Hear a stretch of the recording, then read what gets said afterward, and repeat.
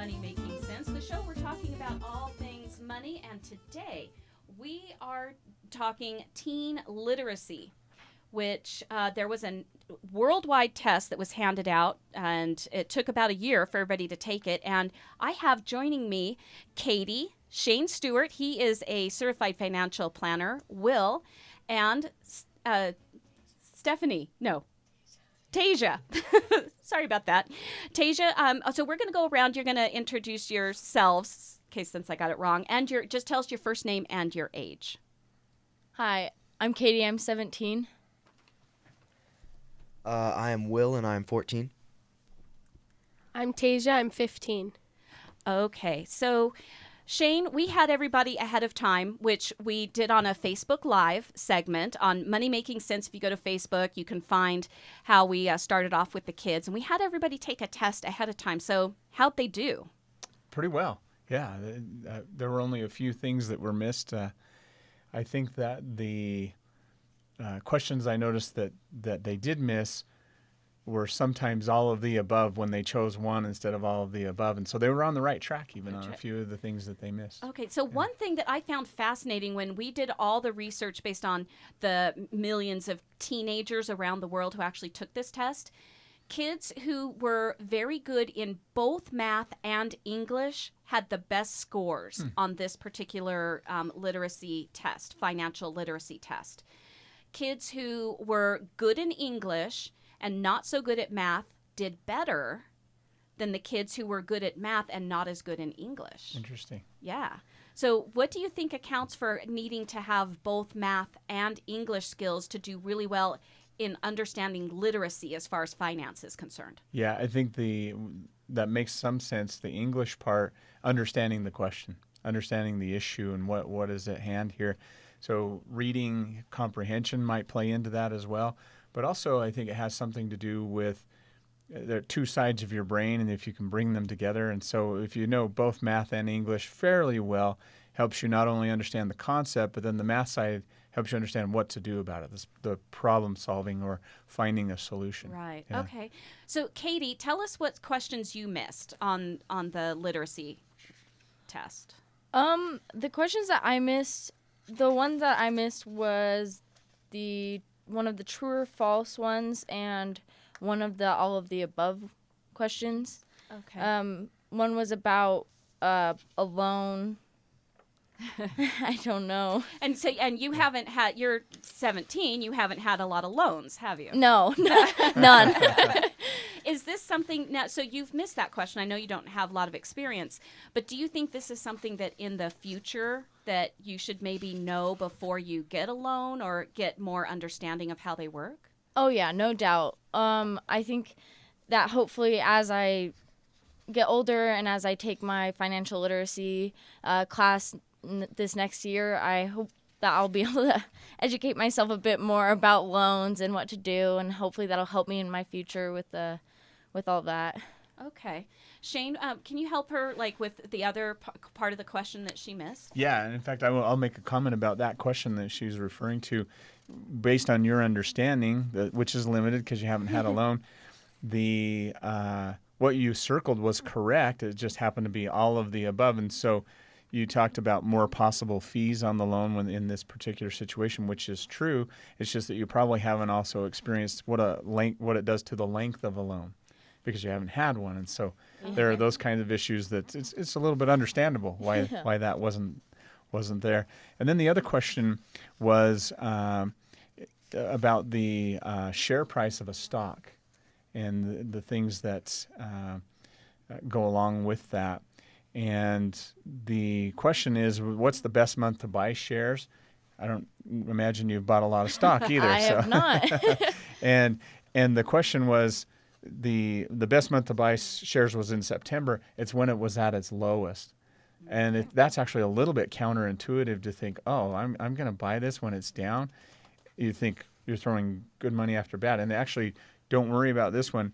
Most adults get this wrong. They think, oh, the market's down, I better not put money in. It's actually the best time to put money in. And so emotionally it's counterintuitive, but really it's the right time to do it. Yeah. Because the goal is to spend the least amount of money, and hopefully by the time you go you go get around to selling the stock, it's higher than what you bought. So now you've made money. Yeah, I always on want to that buy stock, low yeah. and sell high, but just intuitively when it's down, you feel like it seems like a bad time to buy it. Yeah. Now, Will is our youngest of our participants. So go ahead and take the mic and tell us how you did on your tests.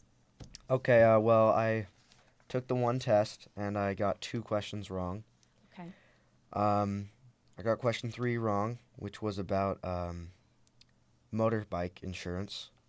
And I also, let's see, I got a question wrong about a banking incident where account information had to be reapplied or looked at. And I chose 2 answers when it was just 1. Okay. So you don't drive yet. You're not old enough to have a license. So we understand the not really comprehending the motorcycle insurance, things like that. But Shane, tell us about the banking. When do you think, at what age should kids have an understanding of at least a savings account maybe in a bank? What age should we start thinking that they should have knowledge of that? Sure, I think even as early as 12 years old, or even sooner if they'd like, but at least having a basic knowledge at 12 of how a banking account works, that type of thing, and maybe even by the age of 14, having a savings account and allowing it to, with parental supervision, of course, but Right. allowing to find out what's going on there in the account. I think the one that you missed there, you mentioned that you chose both B and C, and it actually turned out to be just B, and it was having to do with potential fraud on the account, and so you have even having experienced that as well. Hopefully, knock on wood, you don't ever have to experience that. Right. But one of the answers was to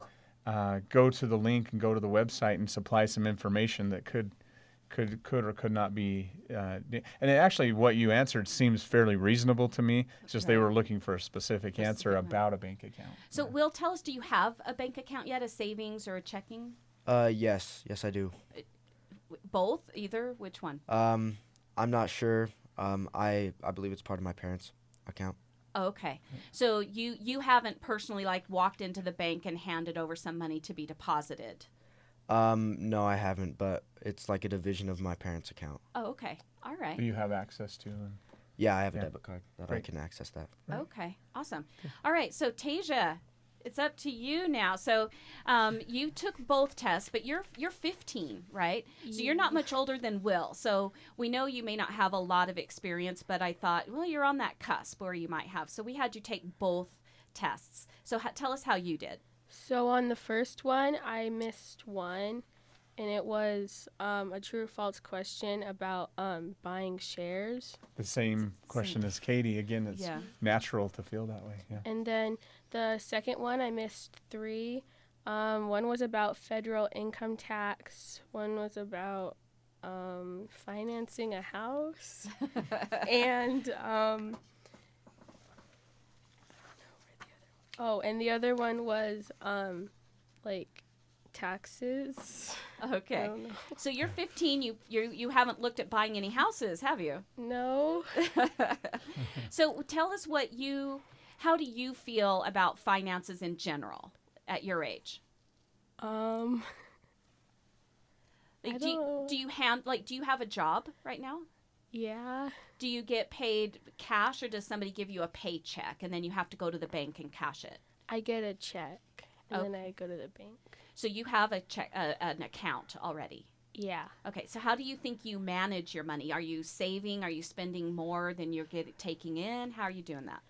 Well, I put it in my savings account, and then like I have an app on my phone, so whenever I need money, I just move it onto my card. But Okay. Oh, okay. I want to talk to you about that, Shane. Yeah. Kids with cards. Yeah. I'm not a fan. Yeah. So Yeah, I'm not either. In fact, I'll tell you, my daughter, who is 17, got a job this summer, and they don't pay her a paycheck. They directly deposit to a debit card for her. There's no bank account. It's directly to a Visa debit card. And I'm not as big of a fan because I've taught her over the years to save for emergencies, put some away for a goal that she has, and then to give to whatever she's going to give to. Right. It's hard to do when it's all sitting on a debit Yeah. card. Is And that a way for an employer to bypass taking out Social Security and all that stuff they're supposed to? I mean, that sounds a little shady. It does. I've seen the statements, and they are taking the appropriate things out. So but it could happen that way. I think what they're doing is it's easier for them to do it that way, rather than manage a lot of. There are a lot of teens that work at this business, and it's a national business, and I think it's a way for them to manage, not have to manage all their bank accounts. Okay. But the downside is she doesn't get to manage her bank account, and it's very easy to spend on that card and not know what you have on there, not Right. know what your balance is, that kind of thing. So I would say it's actually a little more of a trend of the future. Like you said, you can transfer to your card and off you go. So I think the onus becomes on the individual, the teen, to make sure that you know what you're spending. So here's what I would say about that. Fight the problem of your app with another app. Use a spending app. Use a spending app that tracks your spending.